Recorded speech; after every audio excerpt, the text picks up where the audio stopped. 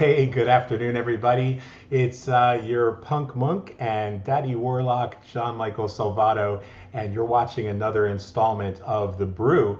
And today I'm really excited about the premiere of season four, although on everywhere on social media, I called it the premiere of season three. I guess I missed a season somewhere in there. And today we're going to look at something that I think is really timely, and I think it's timely in terms of us as a community. It's timely as well in terms of the time of year it is. So when does exploration and adoption of exotic or foreign spiritual traditions or customs or cultural identifiers cross the line and become appropriation? Today we're gonna talk about navigating the waters of queer spirituality while maintaining respect for the ancestors and their progeny on our season premiere of The Brew.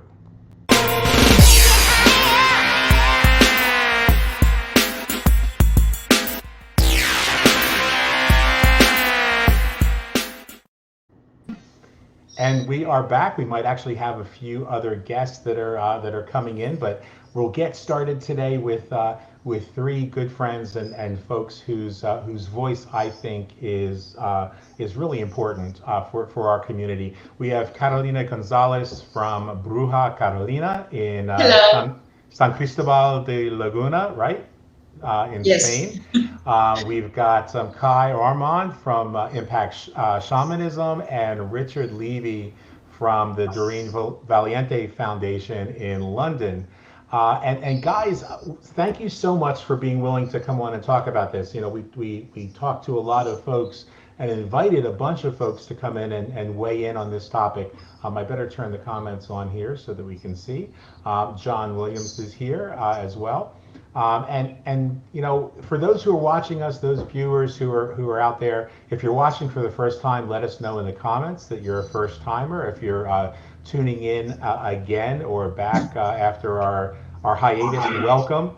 And if you have comments or questions or want to contribute, all we ask you to do is keep it focused on the topic that we're discussing, please, and keep it respectful. We are we're a community here, and communities really only grow when we're willing to bring different perspectives. And I think today is one of those times when we can really experience a lot of growth. In the comments, since I know that our viewers can't see the comments, I will go ahead by getting started and letting my future ex-husband know that I have competition. So and we've got a comment from Chris Davison saying hello to the beautiful Catalina. So and Stephen Ramsey, were you able, Stephen? Go ahead and send me a message. Let me know if you were unable to get into the studio, and if you need the URL to get into the studio. I'll take just a second to jump in back into Facebook and send that to you. Or if you're unable to get in the studio, that's certainly okay. You guys who are watching can comment as you just saw. I'll put your comments and questions on the screen as possible. I really kind of suck at watching the comment feed when we get really deep into the discussion. So if we don't get to you during the program, I think I speak for all of us in saying that we'll check out the comments as well, and we'll respond to everybody without exception when the show is over. So, guys, let's dive right into this first. I think that when I really decided that it was time to post to make this a topic was something that you posted, Kai, probably 2 or 3 weeks ago, and you were having a discussion on Twitter and I think then on Facebook, where you know folks who approach spirituality, they're sort of out there seeking, they're out there searching, and who don't understand that you know if the craze or the trend or whatever is hot right now, let's say for example happens to be Yoruba or Santeria or any other tradition, people who think, and this is really at its heart, I think about white privilege, and not even being aware for some folks who try very hard to be sensitive to their privilege, and don't recognize that that sometimes we don't even realize. Catalina and I were talking before we started the show today, that my being Sicilian and having ancestry that both comes from a couple different regions in Africa and a couple different regions in Italy, the Etruscan and the Southern Italian heritage. That combination, resulted in my having lighter skin, but having a cultural identity that along with one of my sisters and one of my brothers, from most people's perspective, is much more African. But that doesn't give me the right then for example, to put on African clothing. That isn't the culture that I was raised in. And you said something that I thought was really powerful, and I'll probably misquote the full power of what you said. But you said, if you cannot come to the ancestors without and even trying to bring respect to the ancestors, you'll fail, you'll miss that mark if you don't have respect for their progeny. Let's get started by talking about that, because I really think that's an important place to start from. Well, can you hear me? Yes, yeah, we can hear you great. Great. People of color are alive. We're actually alive. Like, you can see my flesh, and you can see me speaking right now. And the thing is that we live in a culture that has done everything it can in very minute, subconscious ways to ensure that you can have the products of my body while denying my actual humanity. And this is what we see everywhere in the world when it comes to brown people, indigenous people, black people. It's the agenda of Western empire, and the agenda of whiteness is, and I always feel like I have to say this, when I use the term whiteness, I'm not talking about European descended people. I'm talking about the way in which European descended people are acculturated in our culture. I'm talking about the very early harms that take place in a European descended person's life in childhood to begin to acculturate them into a life of, you are the top, you are the supreme, and what is most important for you to know is that it is your job to and your right to exploit everything around you at all times, interpersonally, politically, economically, etc. This is not a natural way of being. I was going to say a mentality of colonialism. Yes, exactly. This is not intrinsic. I think that there's often a lot of fragility of like, well, why do black people get to be who they are, and Latino people get to be who they are? And this is just natural. No, this isn't natural. This isn't that. This the wide the issues in representation that lead to supporting. This isn't natural at all. And so we are in a very, very unique time where we do have access to so much wisdom around the world. I myself work with European descended people, engaging them with past life work. And once in a while, that past life work is like, girl, you got some Polynesian shit going on. And I always have to like walk around it very carefully, and I encourage them to as well. And I'm on Facebook, I'm asking, are there any Polynesian healers, traditional ones, who I can lead this person to, rather than this person just putting on the Polynesian form of a dashiki, getting a statue, and just doing whatever they want to, because intimacy matters. Intimacy is everything. I myself am a Black American who is choosing intimacy when it comes to the cultural traditions and spiritual traditions that are not my own. I'm trying my best to choose intimacy by connecting with actual elders, by learning as much as I can, not just about the tradition, but the people and the history of the people, where the tradition comes from, seeing where I can lend my support economically, in terms of broadcasting issues, understanding historical background. All of these, to me, are ways of supporting the descendants and choosing intimacy. That's absolutely brilliant and so important. And we're going to come back to that topic of intimacy in a moment. Catalina, I want to talk about something that you and I talked about. So for the folks who are watching and who may who may genuinely feel something within them that is an attraction toward a particular deity or a particular tradition. I think that we have an opportunity here to talk about whether we're saying then that means you're not allowed, for example, to maybe to have a devotion to Yamaya. Maybe you're not allowed to to have a tradition to the Morrigan, or whatever that tradition happens to be. And I don't think that that's what we're saying, especially when we're coming from this really brilliant jumping off point of it being about intimacy. You and I were talking about something that I think a lot of folks miss, and that is the opportunity that's right there within their grasp, within their own ancestors. Talk us a little bit about that. Well, first, I would like to point out something that he said that I think is super important, and it's the word violence. Cultural appropriation is violence.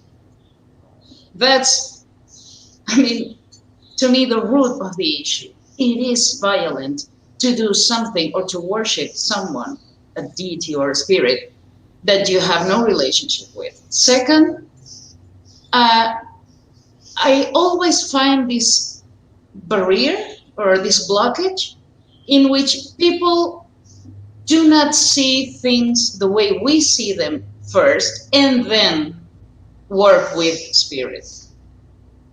For example, we don't use the term god or goddess at all. We don't say Yemaya is a goddess. We say Yemaya is an Orisha. There is a difference. There is a huge difference. It is so important to understand the context from where you worship, to understand the culture before you worship. And that is what I think that he was meaning by intimacy. If there is no intimacy with a culture, the spirit is not going to hear you. Simple as that. Because you are a foreigner to their energy. You have to surround yourself first with the culture you're trying to approach. Because it's not that spirits won't take people that are of different ethnicities. That's bullshit. Spirits will take anyone who has true faith and true love for them. But you cannot have black culture without black people.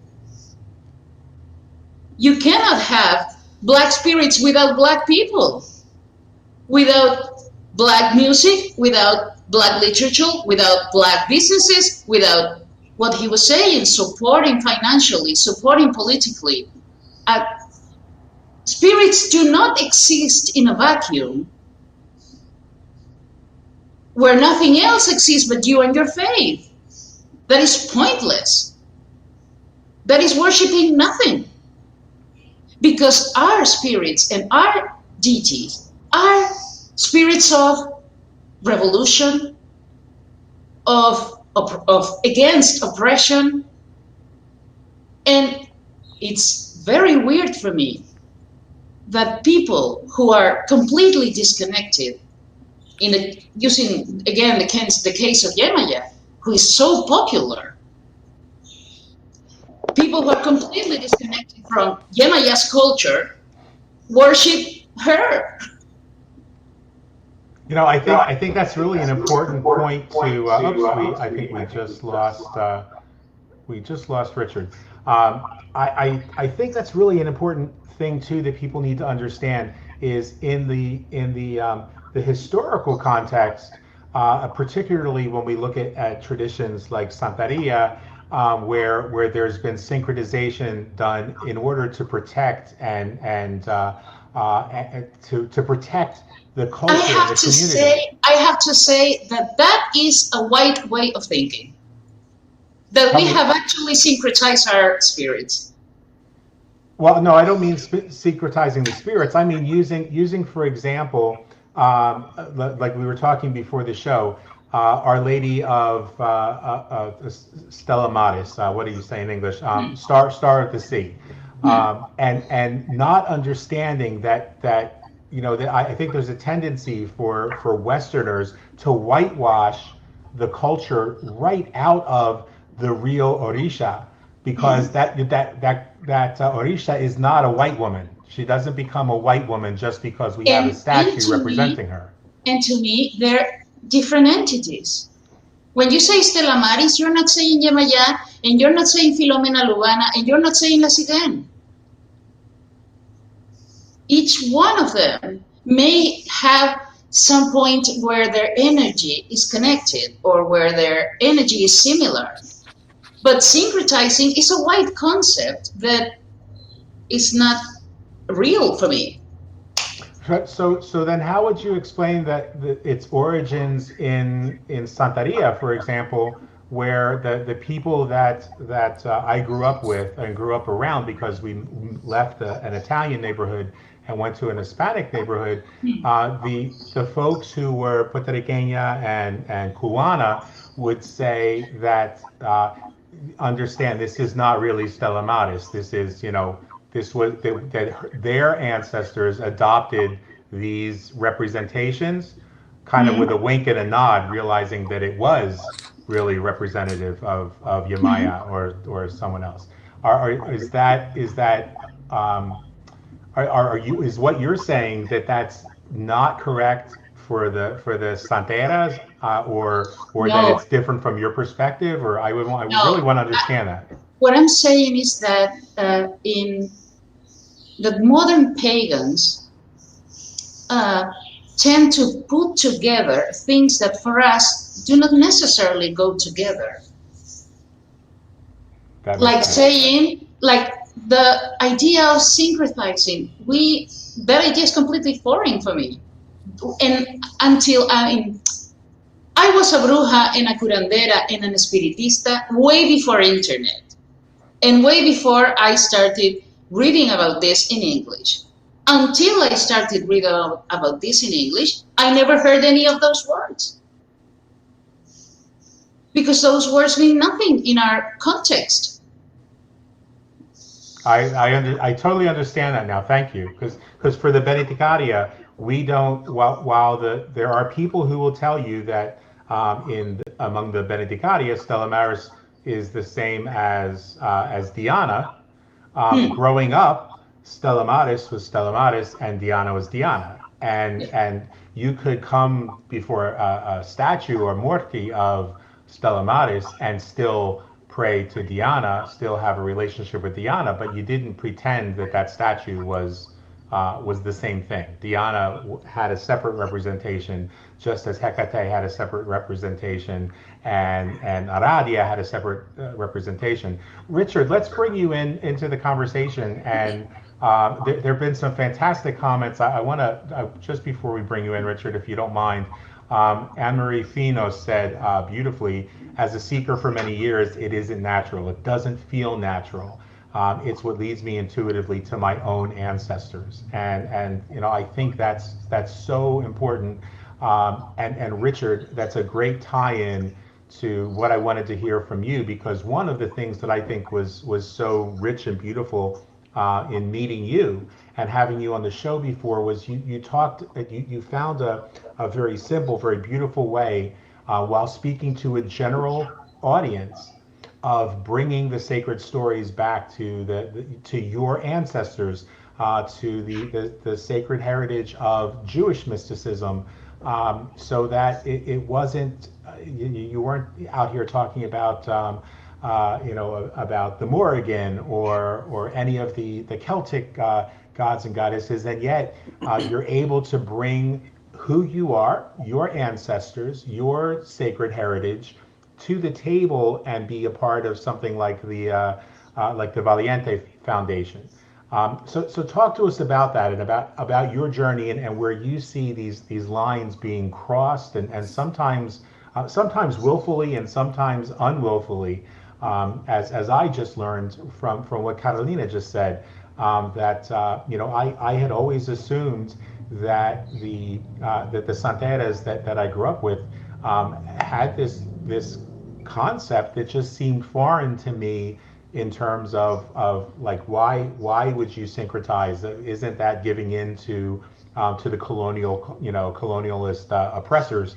Uh, talk a little bit about that. I know that I'm rambling too much because I want to make sure that I'm clear. So, can you hear me? Perfectly. Great. I'm sorry, I have to apologise. I had to come off because I actually completely, I couldn't hear anyone at one point, so I missed a lot of what Carolina said, and I'm so upset because I would love to have heard It's words. brilliant. But, You got to go back and listen to it. It's, I will. It's an I will important have part. to. But it was interesting for me because when I started anything magical, firstly, I didn't. And I think this is probably where a lot of people end up looking elsewhere. I wasn't interested in Judaism because I had spent my life being Jewish, and it wasn't quite up to scratch for me. So I was looking in various directions, and I took a long time before I bothered meeting anyone else interested in magic. And I looked at magic. I looked at various things. But I did look, I would say, and this is the thing I think, and again, this was before internet, so I didn't have a choice. I had to look at what was around me. And I think that's something that people don't do so much anymore because they don't have to. They could just click a few buttons. But I had to look at my environment, the history of where I was, the land and what was on my land, what powers were flowing in the land. And in time, I met people, and what I was thrown by, because I didn't know at the time, I saw, I'd read a couple of books and I saw Kabbalah come up here and there. And usually it was in the context of people just saying, yeah, there's Christian mysticism, there's Hindu mysticism, there's all sorts of mysticism, including Kabbalah. I didn't know until later how entrenched Kabbalah was in the Western mystery tradition. And I was not impressed. And sometimes I was amused. Sometimes I was amused by the bad pronunciation of Hebrew. Sometimes I was utterly bewildered by groups of Victorian white men taking the, who were often bluntly racist, and even in their occult writings, it was often included. They had these racial ideas, but they were happy to take the magic from various places that they wanted and then apply it to their own. And I think I think the thing I always look out for is how respectful is the person trying to be. They're not necessarily succeeding, I will say that, because some of the lack of success I would be guilty of myself, and that is where in different cultures, different things are expected. And I've come across that with friends of mine. And I've swapped magical, say, techniques and experiences with people from different traditions. Does that mean because someone has shown me in hoodoo how to make a spiritual bath that I am now hoodoo? No, it does not.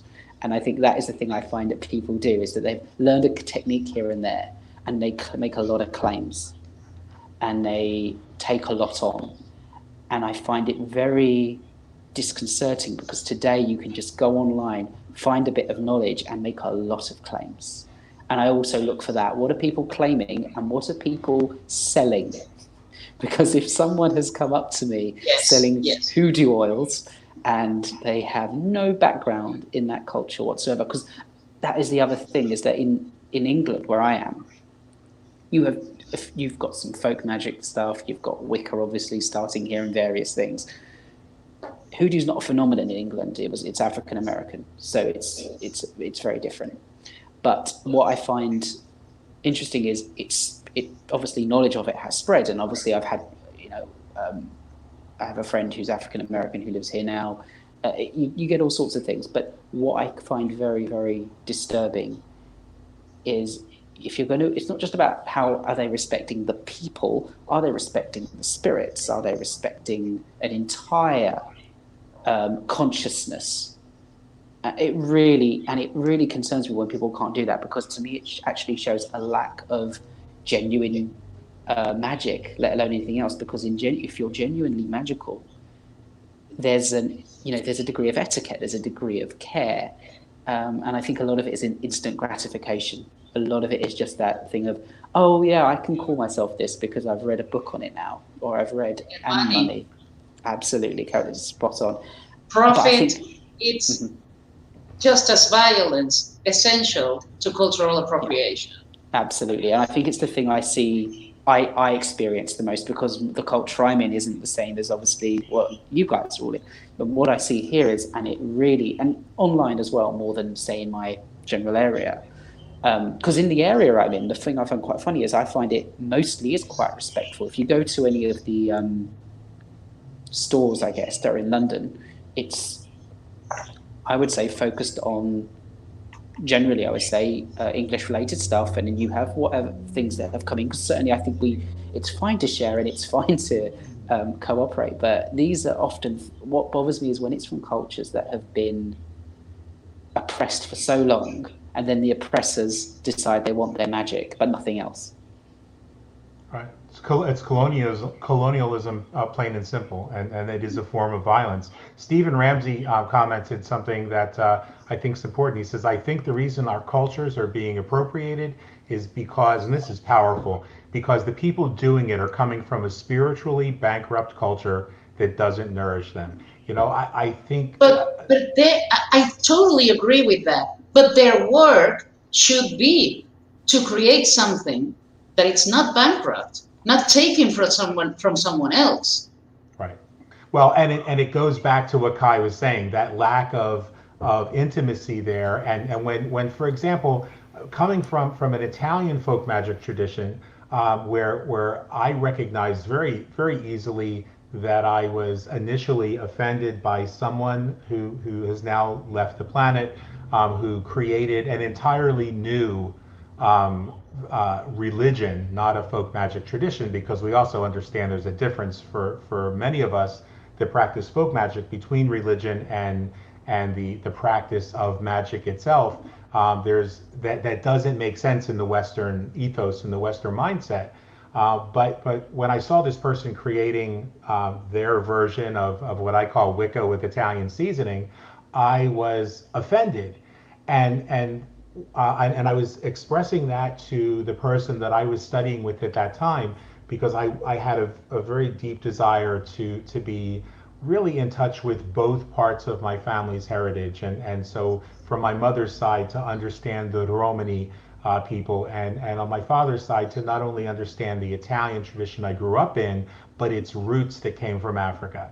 And so I was studying with this amazing lady who lives in the Appalachians, and she said, okay, now I want you to take that indignity that you're feeling with this person who created this Wicca with Italian seasoning, and she said, and I want to know what you're feeling right here and right now in your love, in your relationship to the Orishas, and specifically to a particular one. And I said, what, for the first time ever, I felt like the only way that I could even have another conversation with her about studying hoodoo and studying folk magic in the African American tradition was to make reparation, real reparation, not something symbolic. Because if we come before the Orishas, we make offerings and we show our love. Well, if I'm not willing to do that for the wrongs that, because it's easy to say, well, my ancestry is Italian and my ancestry is African and my ancestry is Romani. But you can look at the color of my skin, and somewhere along the line, something ain't clean in the milk. So there's a need for me to own that part of my ancestry that has done this violence, that has done this wrong. And you don't come to somebody's table after you beat them up in the street and expect to be served dinner. You have to make reparation. And that was really a huge point for me. And then I realized that if that's true with working with my dear friend in understanding and learning some of the hoodoo traditions, and I wanted to study these traditions simply from an academic standpoint. I wasn't going to adopt hoodoo, but understanding folk magic from other traditions makes my relationship to my own ancestors stronger, because it makes me think about things that, oh, maybe that'll apply to my tradition, and maybe it won't, but I won't know unless I ask the question. So I develop better questions for my own ancestors by understanding the journey that someone else took with theirs. And I think if we start to do that, we become more intimately involved, not just with our own ancestors, but with the ancestors, what I like to say with a capital A, in general, because it becomes about love, it becomes about compassion, and it becomes about forgiveness and asking for that forgiveness. As we look at the Maori tradition in New Zealand, for example, and realize that these are a people whose spiritual practice wasn't just destroyed and harmed by colonialism and violence, it's still experiencing that same violence today.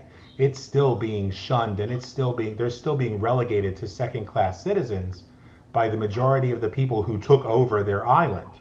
And so if that applies there, then it applies in my own backyard, and it applies not only to the traditions that are more popular, but to some of the traditions that may be more obscure, where we don't bring that respect, and we don't bring that genuine desire for intimacy. You know, you're not going to ever be intimate with somebody that you just stabbed in the back.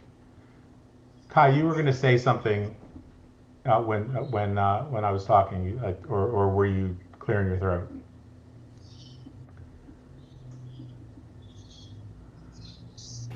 Sure, I just wanted to plug in my computer. A few things. One thing is, we talk about colonialism as something that European descended peoples and cultures have done to brown, black, and indigenous peoples and cultures. What we seem to leave out of the conversation is that European peoples were the first to be colonized. This didn't this didn't come out of nowhere. A series of traumas happened to the peoples. Oh, you're breaking up. If the rest of us just go ahead and mute your microphone, maybe that'll help. Oh, sorry. I hope you can hear me now. Hurt people. That's what colonialism is. So if you actually want to be like cool and radical, and at least from my own, shamanic standpoint, engaged in the actual healing that is needed on a worldwide scale, start tracking the traumas that happened to Europe that led to European nations' need to colonize and kill everyone, frankly. That doesn't come from nowhere. That's not an intrinsic trait. So for me, I've been looking at Christianization. I recently finished reading The Darkening Age, which is all about the broad philosophical schools in Greece and throughout Europe, and how these became squashed by this dogmatic, fundamentalist, anti-intellectual system that we see really fervent here. My lack of knowledge is just as good as your knowledge. That was exactly what was going on in Europe in the early AD. I'm also looking a lot, of course, at the Inquisition. I'm also looking a lot at the enclosures in Britain. That was a really interesting time where we never use the word diverse when it comes to European peoples, and that's a problem. Because here in Britain, you had diverse villages all throughout, England that were being squashed and having their land taken away. That's called trauma. That's called trauma that creates a sense of scarcity. And then with that sense of scarcity, of course, you're starving. Then you're put on a boat, and as one of my teachers said very eloquently, the people who colonized the Americas were the most traumatized of the traumatized people. Because back then, being put on a boat and sent across the ocean was the equivalent of me putting you on a spaceship and sending you out into space. That's terrifying. So of course you arrive in this new land with no resources, perhaps very few skills, but a need to survive. So let's start tracking European trauma and start healing that trauma so that this hunger and this need to exploit becomes lessened. And let's start reclaiming the very traditions that were originally oppressed. We can talk about the oppression of Yoruba and Haitian traditions so that are blue in the face. Let's start reclaiming and re-enlivening the Scottish traditions and the Celtic traditions. Let's start living them again, because those lands are calling us home. I'm a Black American who myself is engaging my own ancestral Scottish traditions and Celtic traditions because those ancestors are calling me. This, to me, is some of the biggest work that needs to be done. We need to address these root traumas in European culture and loss of land. That was absolutely worth the price of admission. Let me tell you, Catalina, I think that's a perfect entry I think to bring up the point that you made before the show about our own ancestors. Yes. Because if we can't come to our own ancestors unless we begin to heal the trauma of those ancestors and the trauma of their progeny and the trauma of us ourselves. So talk about that, about why we were jokeful, kiddingly saying nobody walks around and saying so mote it be, outside of circles of Wicca and the internet. And that's not how I talk to my ancestors. I doubt that it's how you talk to yours. Of course not. And I think that it ties perfectly with what Key said and with the previous command. If your spiritual place is bankrupt, then heal it. There has to be healing instead of appropriation. Appropriation does not bring any healing. And that is the problem. Look at what has happened with hoodoo in the past 10 years online. You don't see those people who have falsely appropriated hoodoo healed after using hoodoo, which is something that makes no sense, because what's the point of appropriating something if it's not helping you? You have to fulfill yourself within your spiritual growth. You have to heal through that growth. If you're not healing, you're appropriating. Simple as that. If it makes you heal, then it's true and then it's authentic. If it's not healing, it's stealing. There we go. There's a title for a book. It has to work. If it doesn't work, then what's the point? And again, violence and profit. Those are the words that a person has to look for. And to know if something is appropriation or not. Nobody will ever gain anything from appropriation. There is no benefit that comes from it for you or for anyone else. The question is not if white people or people of European descent are allowed to participate in indigenous or African religions. Of course they can. That's not the point, and nobody's saying that. And I hate the term gatekeeper.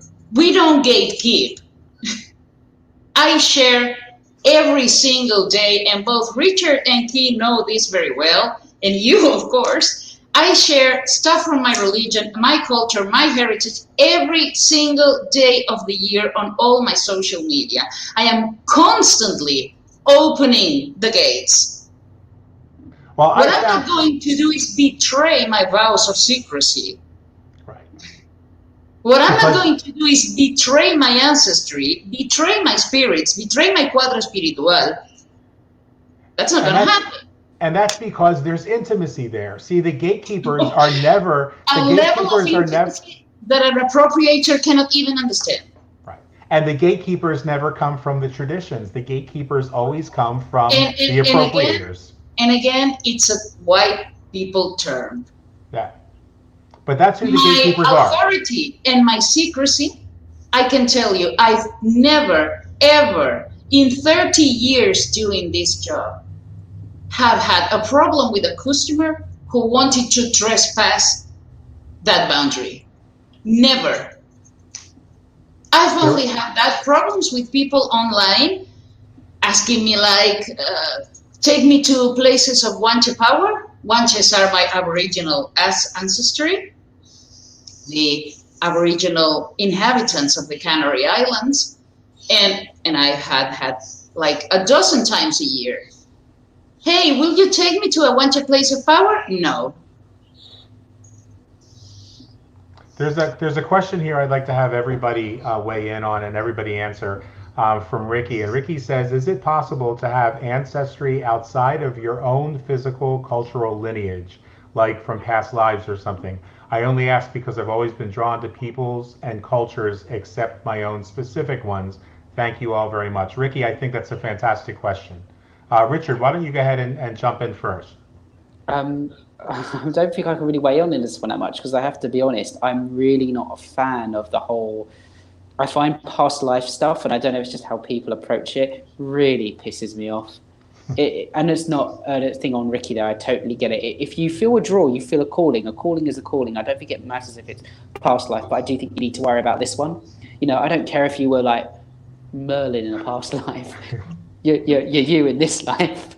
You know, I think that obviously, like I say, a calling is a calling. I think my concern is not if I was approached by a god or a spirit from another tradition, or I believed I was, even if it wasn't true. If I'm approached by it and I choose to engage with that and see what happens, that's my business. It becomes an issue when I go online and start saying, "Hey everyone, I've been speaking to Papa Legba. Check me out. And if you want a consultation with him, give me $200 and I'll do it." That to me is the issue. If someone genuinely feels a genuine pull to something, it's up to them to explore it, and they're responsible for the consequences of that as well, because it's not going to be easy. And it means they have to take the other thing is take a slow route. Do not think it's instant, and potentially it will be harder because of this situation. But I do think that if wherever you feel a draw, you feel a draw. There's not a lot you can do about that. Where it comes from, I might question, and the motivation of that, but it is what it is. That's my opinion, at least. I don't know, but I do genuinely think when it comes to past life stuff, focus on your current one, because when past life stuff comes when it needs to come up, I do think. And when you're magically practicing, I would say you're you're always living between, you know. So you are. It's a bit different, you know. When I'm walking the land I live on, not necessarily there's a part of me that's walking the land I'm on and the land that it has been and the land it will be. You're walking between, and it's the same with your past lives to a point. But I do think that definitely just be alive here and now, and go from there. And if your here and now is pushing you in the past is where and we do have to look back. We always start in the underworld and we build up from that. You know, that's fine. But I do think it's how you then apply it ultimately. If you're then going to go online and start showing off about, by the way, I just to point out, Papa Legba has not been speaking to me, and if he did, I'd listen, because I'd be shitting myself. You know, you've got to pay attention, and you've got to be responsible for yourself, accept the consequences of everything you do, because when it comes to magic, there's no other way. When people talk today, there's this other word, and I think this is like gatekeeping, sovereignty. I'm hearing this word a lot these days. What that really means, I don't like the word personally, but I'm not going to stop people from using it. But the meaning, I think, is fine, because usually what people are trying to say is responsibility. It's about you are totally responsible, and if you fuck up, you can apologize all you want, the consequences are still there. So I'd have to know Ricky's specific situation, obviously, to understand him, because I'm not disparaging his path. Sure. But on an overall level, I would encourage people to look around them, look outside, look at where they are here and now. Be that person, because what you carry with you from the past will come up when it needs to come up. And maybe I would add, because that was so helpful, and it led us right, I think, to the brink of saying something that Kai spoke about on Twitter about a week ago, and ask yourself, Ricky, I would say, what is it in your past and in your present that needs to be healed, that may be a blockage, that you may need to do some shadow work to see why you're resisting your own ancestors. Now, there may be some ancestors that have done dishonorable things, but they haven't all done so, and so maybe find out what it is in the traditions you're drawn to that appeals to you, and then find where that healing needs to take place. I think with your your own ancestry. And then as Richard said, if the calling is there, then we follow the calling. Sometimes we imagine that the calling is to follow a tradition, but it may only be the next step in learning what we need to heal next and bring us back home, bring us back to healing. And I would like to add that I've had the case many times of people saying, I feel called by this spirit or by this God, and it's just a symptom of personal emptiness, which is what we were discussing earlier with the previous command. If you are empty, you are going always to think that the grass is greener on the other side and find, I hate this word, exotic cultures more appealing than yours because of the exotic factor.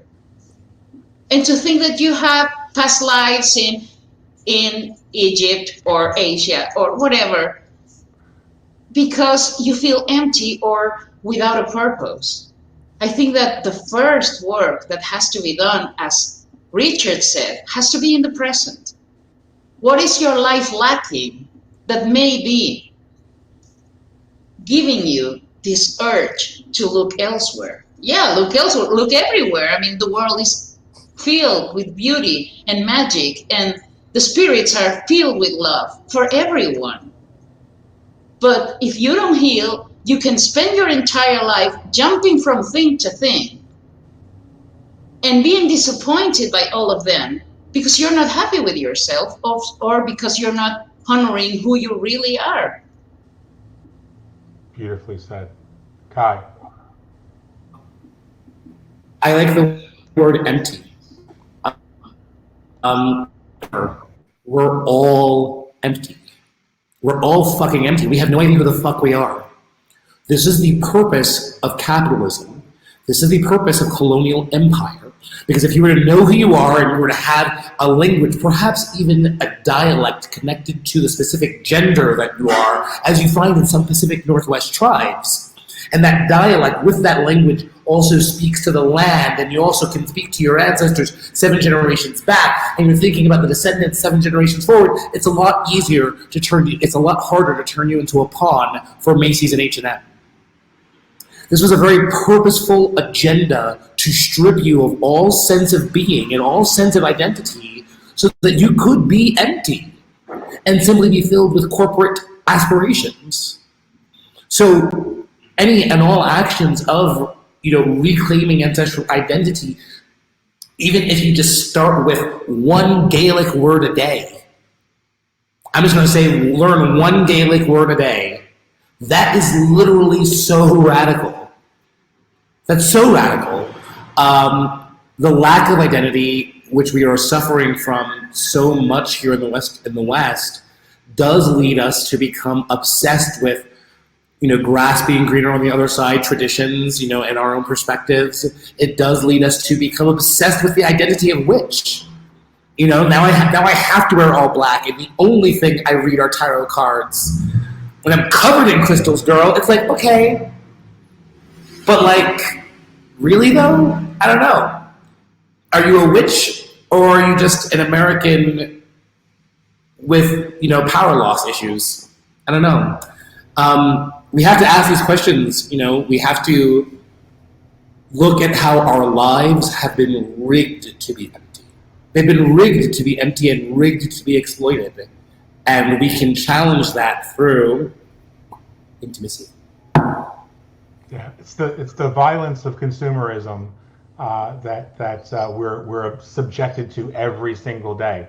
And I would say, for me personally, that feeling of emptiness can actually become, when you go from imagining it's an emptiness that has to be filled, which consumerism feeds, and that consumerism includes the violence of cultural appropriation. It includes the violence of like you said, thinking I gotta have crystals up my ass, and what's Gwyneth Paltrow's crystal egg up her, what? That's that twisted kind of consumerism when we just stop and come back to the moment.